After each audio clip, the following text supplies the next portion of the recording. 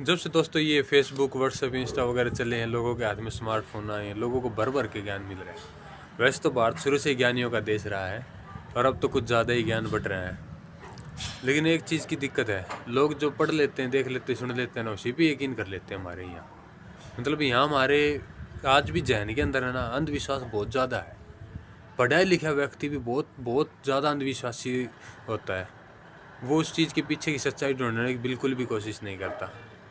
यही हाल है। हम आजकल है ना, मतलब फेसबुक, इंस्टा वगैरह या यूट्यूब पे या व्हाट्सएप पे कोई मैसेज आया ग्रुप्स में, उसको ही सच मान के अपने जो आज़ादी के महान नायक हैं उनको गालियाँ निकाल रहे हैं। उनमें से कुछ जैसे महात्मा गांधी, जवाहरलाल नेहरू, इनके बारे में तो कुछ ज़्यादा ही मतलब ऐसी अफवाहें फैलाई जाती हैं, ऐसे झूठ कि उनको तो अय्यास, उनको तो मतलब देशद्रोही, धर्मद्रोही दिखाने के लिए।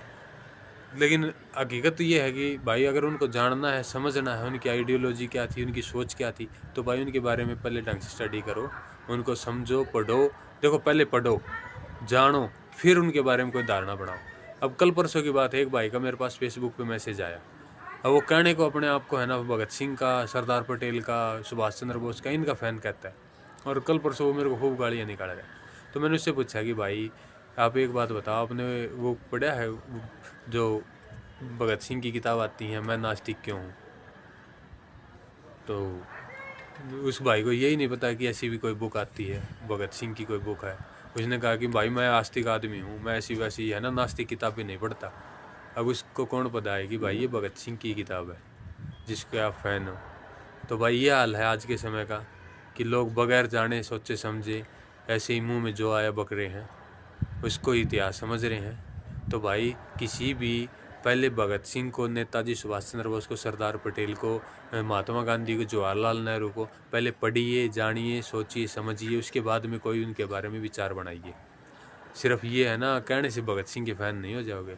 भगत सिंह कभी भी धर्म को लेके, जातियों को लेके, साम्राज्यवाद के, इनके पक्षधर कभी नहीं थे। तो भाई ऐसा है कि अगर ढंग से है ना देशभगत हो, तो भाई अगर अपने आप को देखो, सब अपने आप को देशभगत मानते हैं, सब अपने आप को देश का तगड़ा वो बताते हैं कि मैं देशभगत हूँ। लेकिन हकीकत ये है कि आज के दिन लोग है ना पार्टी भगत और नेता भगत होते जा रहे हैं। वो एक पार्टी के पीछे इतने अंधे हो जाते हैं कि फिर उनको दूसरी किसी और की सुनाई नहीं देती।